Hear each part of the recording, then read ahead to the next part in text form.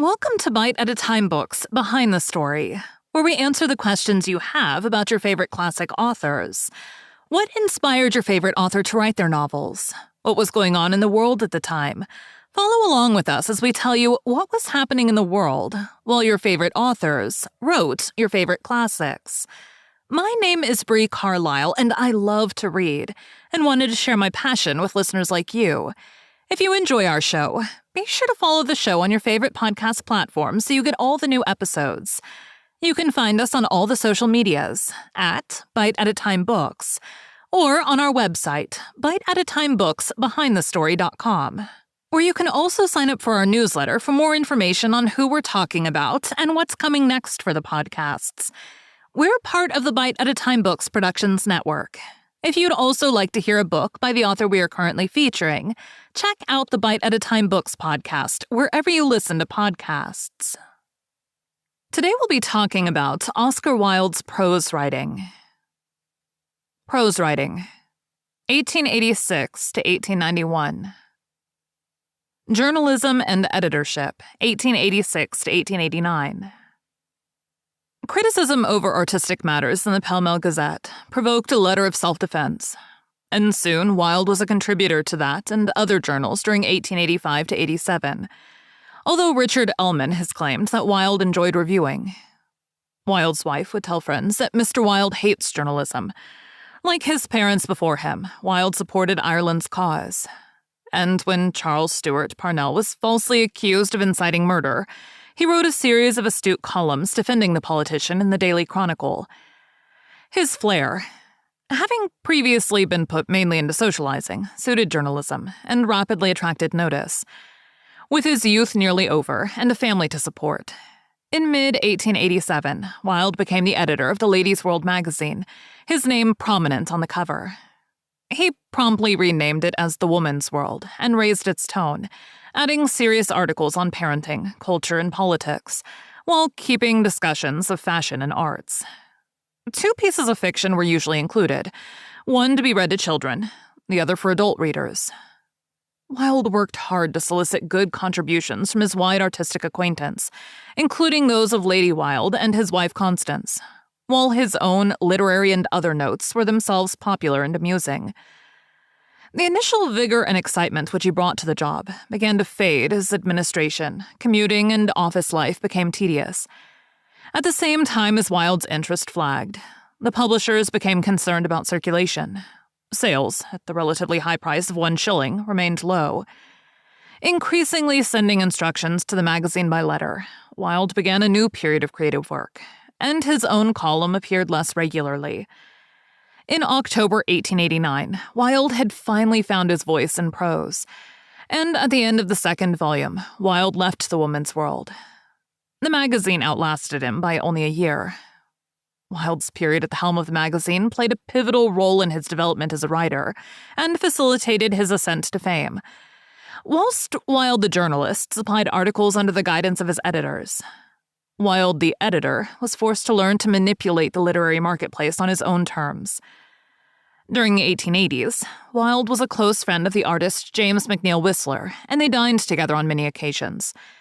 At one of these dinners, Whistler produced a bon mot that Wilde found particularly witty. Wilde exclaimed that he wished that he had said it.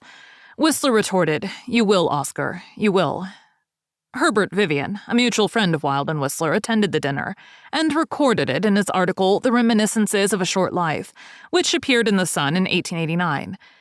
The article alleged that Wilde had a habit of passing off other people's witticisms as his own, especially Whistler's.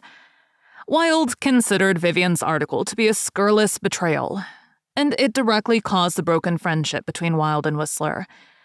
The Reminiscences also caused great acrimony between Wilde and Vivian. Wilde accused Vivian of the inaccuracy of an eavesdropper with the method of a blackmailer, and banishing Vivian from his circle. Vivian's allegations did not diminish Wilde's reputation as an epigrammatist. London theater director Luther Munday recounted some of Wilde's typical quips. Wilde said of Whistler that he had no enemies but was intensely disliked by his friends. Of Hall Caine that he wrote at the top of his voice. Of Rudyard Kipling that he revealed life by splendid flashes of vulgarity. of Henry James that he wrote fiction as if it were a painful duty, and of Marion Crawford that he immolated himself on the altar of local color. Shorter fiction. Wilde had been regularly writing fairy stories for magazines. He published The Happy Prince and Other Tales in 1888. In 1891, he published 2 more collections, Lord Arthur Saville's Crime and Other Stories, and in September, A House of Pomegranates was dedicated to Constance Mary Wilde. The Portrait of Mr. W.H., which Wilde had begun in 1887, was first published in Blackwood's Edinburgh magazine in July 1889. It is a short story which reports a conversation in which the theory that Shakespeare's sonnets were written out of the poet's love of the boy actor Willie Hughes is advanced, retracted, and then propounded again. The only evidence for this are 2 supposed puns within the sonnets themselves. The anonymous narrator is at first skeptical, then believing and finally flirtatious with the reader. He concludes that there is really a great deal to be said of the Willie Hughes theory of Shakespeare's sonnets. By the end, fact and fiction have melded together. Arthur Ransome wrote that Wilde read something of himself into Shakespeare's sonnets and became fascinated with the Willie Hughes theory, despite the lack of biographical evidence for the historical William Hughes's existence. Instead of writing a short but serious essay on the question, Wilde tossed the theory to the 3 characters of the story, allowing it to unfold as background to the plot, an early masterpiece of Wilde's combining many elements that interested him: conversation, literature, and the idea that to shed oneself of an idea, one must first convince another of its truth. Ransome concludes that Wilde succeeds precisely because the literary criticism is unveiled with such a deft touch. Though containing nothing but special pleading, it would not, he says, be possible to build an airier castle in Spain than this of the imaginary William Hughes. We continue listening nonetheless to be charmed by the telling. You must believe in Willie Hughes, Wilde told an acquaintance. I almost do myself. Essays and dialogues. Wilde, having tired of journalism, had been busy setting out his aesthetic ideas more fully in a series of longer prose pieces which were published in the major literary intellectual journals of the day. In January 1889, The Decay of Lying, a dialogue, appeared in the 19th Century, and Pen, Pencil, and Poison, a satirical biography of Thomas Griffiths Wainwright, in The Fortnightly Review, edited by Wilde's friend Frank Harris.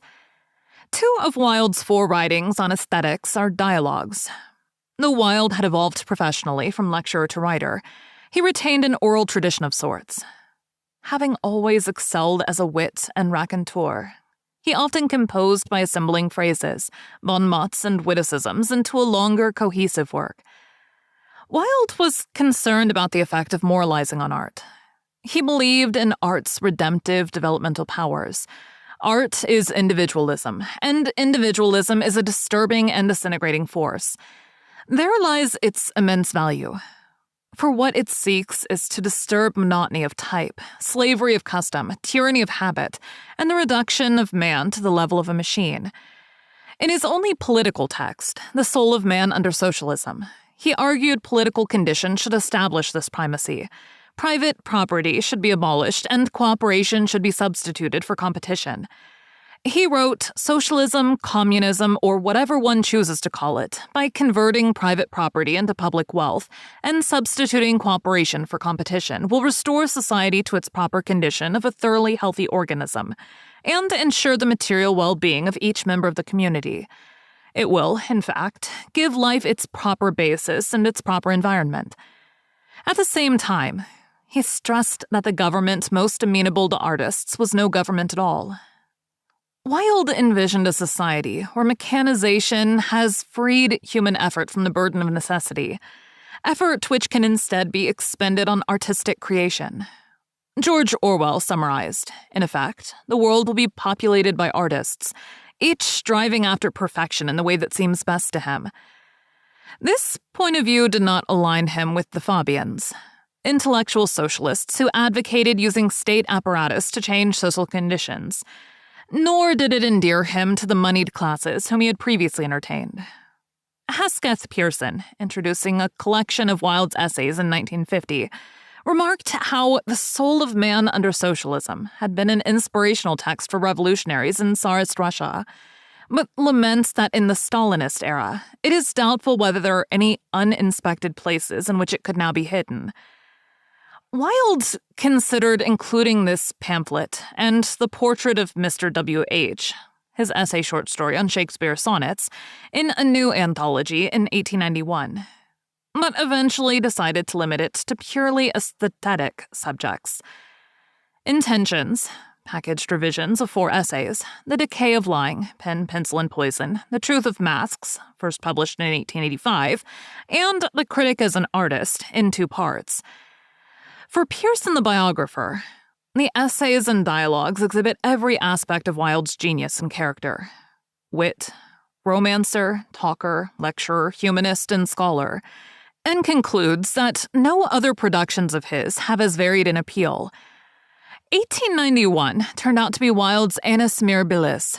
Apart from his 3 collections, he also produced his only novel, The Picture of Dorian Gray. The first version of The Picture of Dorian Gray was published as the lead story in the July 1890 edition of Lippincott's monthly magazine, along with 5 others. The story begins with an artist painting a picture of Gray. When Gray, who has a face like ivory and rose leaves, sees his finished portrait, he breaks down. Distraught that his beauty will fade while the portrait stays beautiful, he inadvertently makes a Faustian bargain in which only the painted image grows old, while he stays beautiful and young.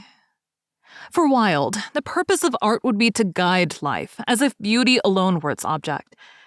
As Gray's portrait allows him to escape the corporeal ravages of his hedonism, Wilde sought to juxtapose the beauty he saw in art with daily life.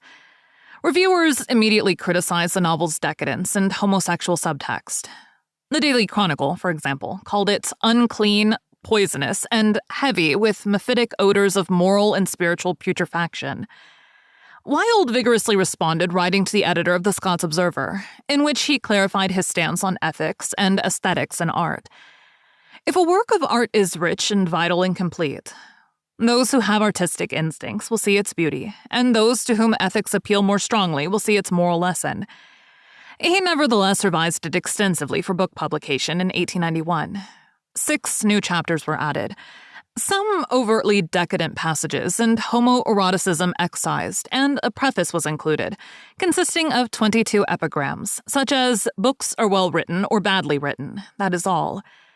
Contemporary reviewers and modern critics have postulated numerous possible sources of the story. A search Joshua McCormack argues is futile because Wilde has tapped a root of Western folklore so deep and ubiquitous that the story has escaped its origins and returned to the oral tradition. Wilde claimed the plot was an idea that is as old as the history of literature, but to which I have given a new form. Modern critic Robin McKee considered the novel to be technically mediocre, saying that the conceit of the plot had guaranteed its fame, but the device is never pushed to its full.